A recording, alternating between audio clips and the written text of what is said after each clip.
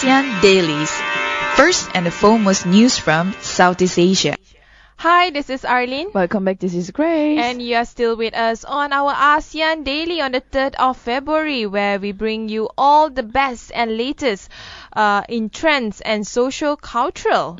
So we will go to our social culture site.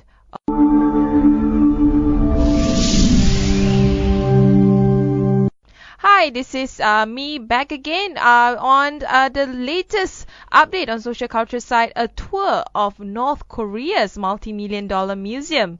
Guess where? In Cambodia. Well, this is very, very interesting news, I will say. Having North Korea's multi-million-dollar museum.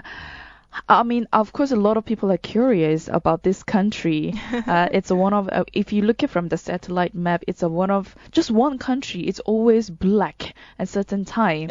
Yeah, and that's how the country is very much dictated by one leader. They just want to save money for electricity. You have to see another perspective. Oh yeah, that could be another angle. Yeah. But North Korean tour guides lead visitors through this latest cultural showcase, and there will be a grand new panorama museum reported to have a cost about $24 million. Yeah, my God, it's a lot of money, 24 million. Yep. Can you imagine Yep. what they could have done with that money? So let's talk about this museum. Sure. It's a showpiece of a 120 meter long, 13 meter high, 360 angle mural painted by the country's lauded Mansudae studio artist. But this is not a Pyongyang. The mural does not depict scenes of heroism by the ruling Kim dynasty like what we used to see in the city capital of North Korea. Instead, it's a museum in Siem Reap, Cambodia. Have you been to Siem Reap? Oh, not yet. I haven't been to Cambodia, to That be can honest. be our next goal. Yeah. It's a stone throw away from the World Heritage Site of Angkor Wat, but thousands of miles away from the Democratic Republic of North Korea regime. And the painting depict the Angkor era of 802 to 1431 century. Wow. Well, there will be a lot of center pieces that portray a certain era, and also when it comes to the liberation war, things like that. It basically shows the historical part, and a lot of people will get really curious. And having this idea of having a museum in Cambodia will attract a lot of attention.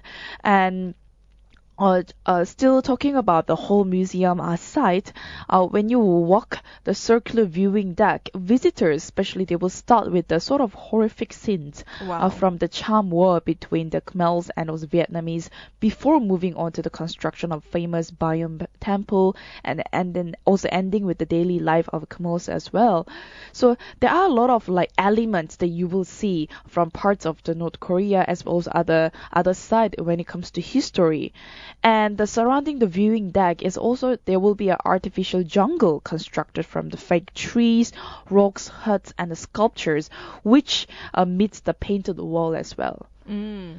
And why Cambodia? I mean, I think this is the biggest question a lot of the international community is asking. Like, they could have invested in virtually any country for their money if they want to.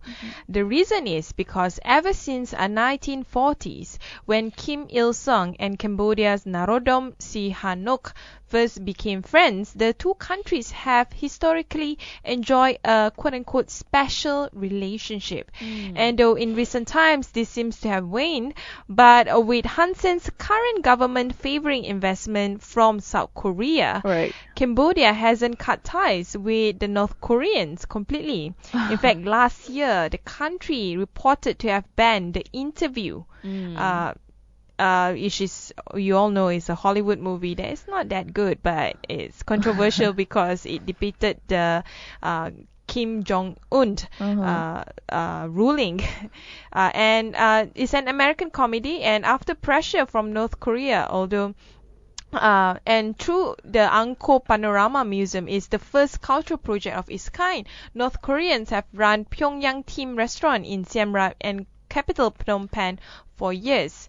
So we are seeing, Cambodia being allied to North Korea banning the interview, which is, I think they should ban anyway.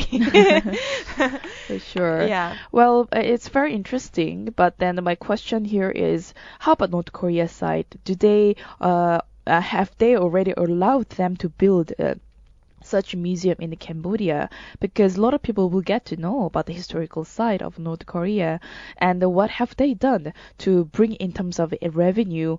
Some people will have a very mixed feelings when it comes to visiting museums, or even just by watching the progress of this building of the museums in Cambodia. Yeah, that's a huge question here. But another thing is, has North Korea done enough to bring in revenues? Because the crowds were thin on the ground where the museum first opened to visitors and journalists. I think with this piece of news being aired all throughout the world, more and more people might be curious about it and might want to go to the museum. I personally would love to go to the museum, although I would probably take it with a pinch of salt on the history that they display about Cambodia. Another news that is fresh off the market is about Samsung, also another Korean, but this time is on the south. It unveiled the smart living products at its Southeast Asia Forum 2016. It's the first of its kind, in fact. Well, when it comes to Samsung, the company is very well known in terms of technology and also a lot of devices that we can use, and it's also called all smart things. So they're gonna have this unveiling the latest its line during the show in Kuala Lumpur, Malaysia. So it is called, like you mentioned, Samsung Southeast Asia Forum 2016. So there will be displaying all sorts of products, including TVs, refrigerators, washing machines, even new watch. Their faces for Gear S2 as well.